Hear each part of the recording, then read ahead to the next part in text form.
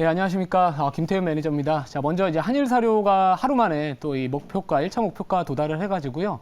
그 전날 이제 지난 화요일 날 이 한크컴 라이프 케어를 매수 체결이 안 돼가지고 아쉬워서 제가 침대에 뭐 천장까지 튀겼다 이렇게 말씀을 드렸었는데 그 아쉬움을 조금이나마 좀 회복할 수 있었다. 좀 이렇게 감안할 수 있었다라고 생각을 하고 있고요. 자, 한일사료 같은 경우에는 제가 여러분들한테 어제 방송을 통해 가지고 소개를 시켜드렸던 종목이고 실제로 제가 생쇼에서 처음으로 이제 TV 스튜디오에서 편입을 했던 종목인데, 자, 러시아 이제 핵무기 사용 관련해 가지고 요오드 관련주 그리고 방독면 그 다음이 사료가 될 수 있다 이렇게 말씀을 드렸습니다. 자, 게다가 어제 시간의 거래 보신 분들 잘 아시겠지만 시간의 거래에서 상승 상위 종목들 같은 경우에는요, 사료 관련주들이 다 도배를 했습니다. 자, 그 뜻은 뭐냐면은요, 우리가 항상 투자를 하면서 남들이 관심을 가질 때는 약간 늦은 측면이 있기 때문에 제가 지금 하는 방식처럼 주가가 급등하기 전에 투자 포인트를 잘 잡아가지고 그리고 나서 매수를 해서 남들이 관심을 가질 때 매도를 한다면 리스크는 적게 가져가면서 기대 수익은 높게 가져갈 수 있는, 즉 손익비가 높은 매매를 할 수 있다 이렇게 좀 여러분들한테 말씀을 드리고 싶습니다. 자, 오늘 이제 아침에 제가 이제 어제 이제 제가 밤에 이 공개 방송을 좀 급하게 열었습니다. 원래 오늘 밤에도 할 예정이기는 하지만 미국장의 흐름에 따라서 이 사료 테마가 오전에 지속할 것이다, 아닐 것이다에 대한 판단을 해야 될 것 같다라고 말씀을 드렸고요. 자, 미국장 같은 경우에는 어제 나스닥이나 뭐 이런 S&P 500 다우 같은 경우에는 개파락 출발을 했다가 장중에 거의 다 하락폭을 만회를 했습니다. 자, 그렇기 때문에 그런 부분들은 결국에는 위축되었던 투심이 조금은 개선될 수 있는 여지가 있었기 때문에 그런 시장이 나와준다면은 아침에 많이 상승을 했었을 때, 거래량 터졌을 때 조금은 이렇게 수익을 챙기는 것도 나쁘지 않겠다라고 말씀을 또 한번 방송을 통해서 말씀을 드리기도 했었는데요. 제가 이 한일사료뿐만 아니라 그 전날에도 이제 공개 방송을 통해 가지고 대주산업이라는 사료 테마를 또 한번 관심주로 이렇게 말씀을 드리기도 했었고, 중앙에너비스에 대한 부분들도 같이 한번 말씀을 드렸었습니다.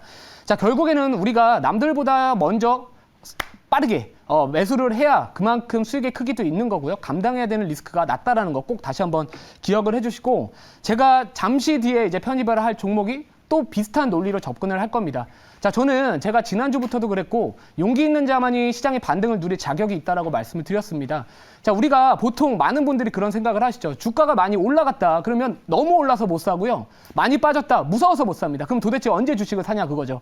결국에는 이 지수에 대한 이런 시장의 눈높이가 상당히 낮아져 있는 상황에서 개별 이슈를 탈 수 있는 종목들을 잘 선별을 해서 투자를 한다면 리스크는 적게 가져가면서 기대 수익을 높게 가져갈 수 있는 매매가 가능하지 않을까라고 생각을 합니다.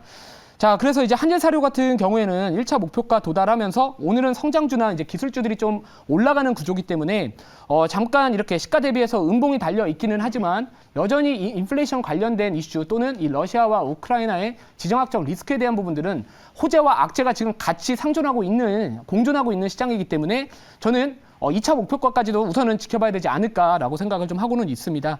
자, 그래서 오늘 시가가 이제 음봉이 나왔다, 시가 대비 음봉이 나오고 있는 부분들은 성장주나 기술주들이 반등이 나와 주다 보니까 약간의 이런 다른 논리로 접근하고 있는 종목이다 보니까, 흐름이다 보니까 조금은 음봉 나왔다라고 보고 있고요. 이게 뭐 차익 실현이 나와줘서 추세가 꺾일 것이다라고는 아직까지는 생각은 하지 않고 있습니다.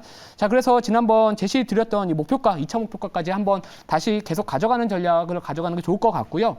자, 그러면 이제 제가 잠시 뒤에 이제 편입할 종목에 대해서 투자 포인트를 먼저 간단하게 말씀을 드리도록 하겠습니다.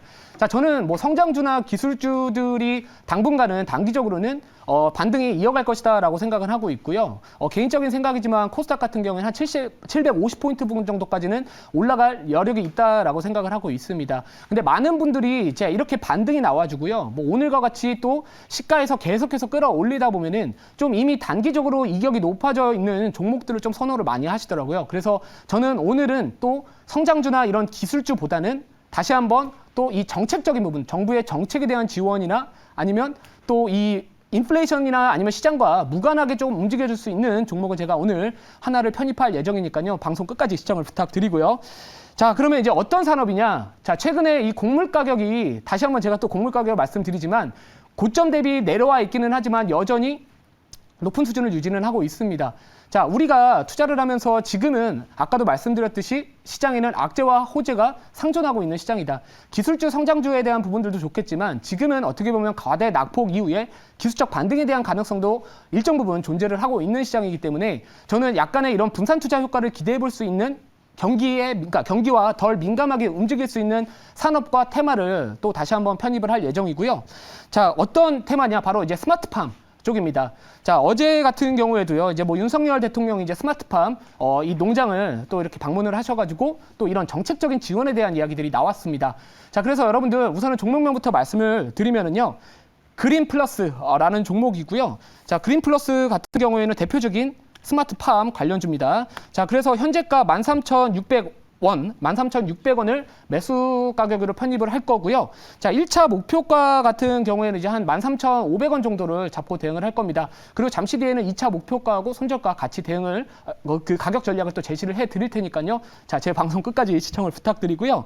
자, 그러면 제가 왜 그린 플러스라는 기업을 왜 이렇게 관심 있게 지켜보는지에 대한 부분들은 자료를 보면서 설명을 드리도록 하겠습니다.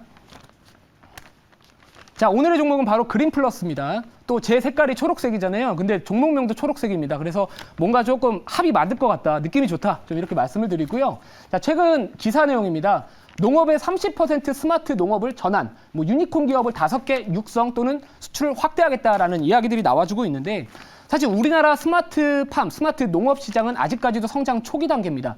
자, 실제로 뭐 미국과 같은 선진국 같은 경우에는요, 이 농기계로 유명한 존 디어, 뭐 농기계 뭐 테슬라다, 농슬라다라고 하는 그 존 디어와 세계적인 이 첨단 기술을 보유하고 있는 마이크로 소프트하고 협업을 하면서 이쪽 시장에 대한 투자를 계속해서 하고 있다라는 거죠. 근데 우리나라 같은 경우에는 아직까지 그게 많이 부족하다. 그렇기 때문에 이쪽 시장이 앞으로 성장할 수 있는 저는 여지는 충분히 좀 존재하고 있지 않을까라고 생각을 하고 있고요. 자, 그 다음 자료 한번 보시면서 말씀을 드릴게요.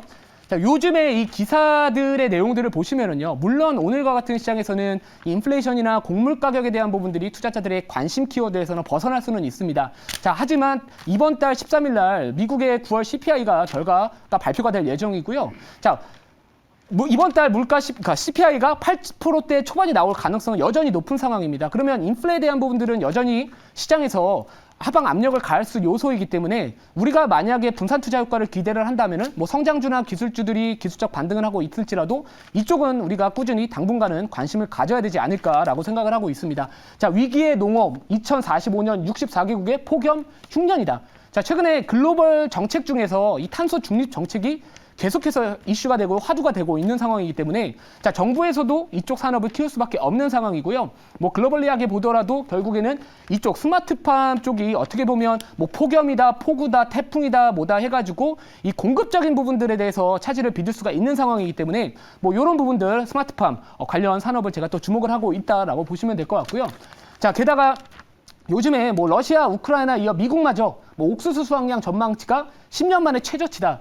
그러니까 한마디로 제가 어제도 말씀드렸던 것 같은데, 우리가 농사를 져가지고 곡물을 수확을 하기 위해서는 이게 뭐 단타 치는 게 아닙니다. 오늘 심어서 내일 나오는 게 아니기 때문에, 자, 이런 부분들은 그 곡물 수확량이 좋지 못하다라는 거는 단기간 내에 회복하기 어렵다. 그러면 결국에는 이상기후 현상으로 인해 가지고 기후 변화로부터 나름대로 대응할 수 있는 그 스마트팜, 스마트 농장 산업이 앞으로 성장할 수 있는 여력은 충분하다라고 말씀을 드리고 싶고요.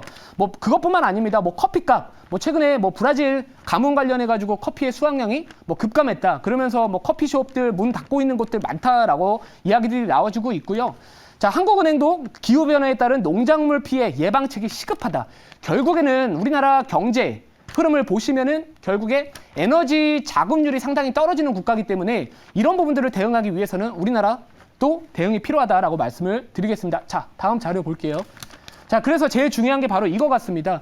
곡물 자금률을 보시면은요, 우리나라가 과거에는 사실 이런 서비스업이나 뭐 제조업 베이스 이전에 1차 산업, 이 곡물, 농사를 많이 졌었잖아요. 근데 이제 시대가 변하면서 자금률이 감소하고 있다. 그 뜻은 결국에는 에너지를, 곡물들을 외국으로부터 수입을 하고 있다. 그런 부분들이 지금 최근에 무역수지 적자폭을 키우고 있기 때문에, 게다가 이제 이 탈세계화에 대한 부분들이 결국엔 우리끼리 잘 살겠다라는 부분들이 좀 있기 때문에 그런 부분들을 놓고 보더라도 또 이쪽 시장 우리가 지금부터라도 대응을 해야 되지 않을까라고 생각을 합니다.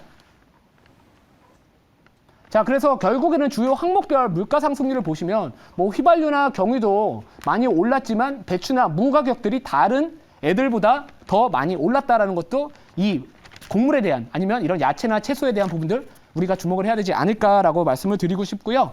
자, 그럼 차트 보면서 조금 말씀을 드리면은, 그린플러스라는 기업은 우리나라에 이제 스마트팜 관련해서 사실 상장돼 있는 기업들이 많이 없습니다. 뭐 예를 들어서 그린플러스 하고 뭐 국순당 이런 종목 정도를 우리가 이야기를 해볼 수가 있을 것 같은데, 자, 알루미늄 압출 생산 라인 기반에서 첨단 온실의 기획부터 설계, 제작 다 가능합니다. 그렇기 때문에 이 기업의 목표 자체가 한국형 스마트팜 보급을 선도하는 기업을 목표로 하고 있다라고 보시면 되고요.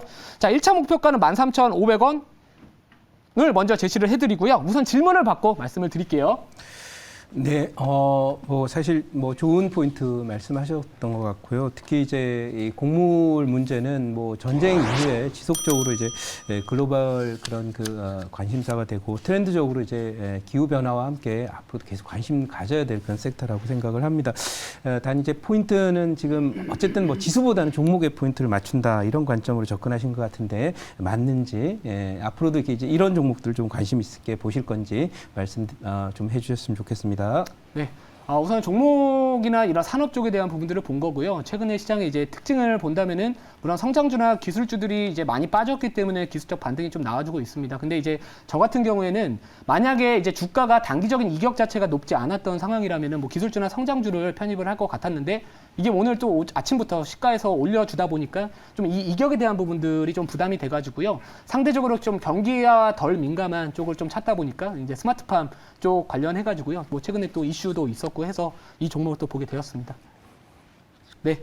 자, 아무튼 이제 가격적인 전략들을 다시 한번 제시를 해드리면은, 자, 지금 아까 말씀드렸던 매수가보다 더 올라 있어요. 아까 말씀드렸던 방 초반에 말씀드렸던 뭐 매수가보다 좀 올라 있긴 하지만, 자, 뭐 아직까지도 13,250원 정도도 진입 가능하지 않을까라고 생각을 하고요.